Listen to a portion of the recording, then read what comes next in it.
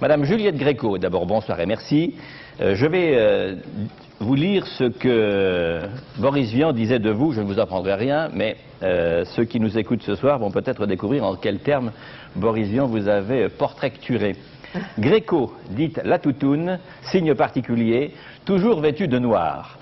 Autre signe particulier, c'est qu'elle est très belle. Quand elle dit de quelqu'un « c'est un chien », c'est qu'elle ne l'aime pas.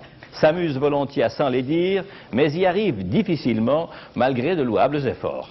Pour l'effet maximum, à considérer de profil, les mains aux hanches, la tête tournée vers nous, prévoir des soigneurs pour vous recueillir. Un hommage à votre beauté plus jolie que ça ne doit pas exister. Alors je vais vous poser une question. En 1946, Juliette Gréco, vous croisez Boris Vian, comment ça se passe? Quelle impression vous fait-il, presque instinctivement, presque immédiatement? À quoi ressemblait-il physiquement, au fond? Il était d'une grande beauté.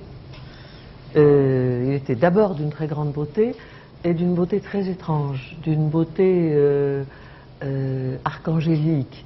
Il avait un teint tout à fait curieux, une peau extrêmement tendue, un peu avec des reflets verdâtres, comme une opaline, et des yeux extraordinairement profond, lourd, précis. Il avait un charme fou. Il était d'un autre monde. Pourquoi dites-vous de lui qu'il vous a sauvé?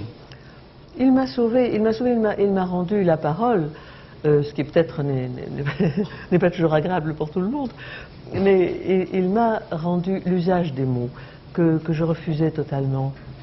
Il m'a pris à l'intérieur de son bras. J'avais de grands cheveux comme ça, et un jour il m'a dit « Pourquoi tu ne parles pas? Pourquoi tu ne veux parler avec personne ?» Je ne voulais parler avec personne. Il m'a amené chez lui un soir, et puis on a parlé très longtemps, enfin il a parlé très longtemps.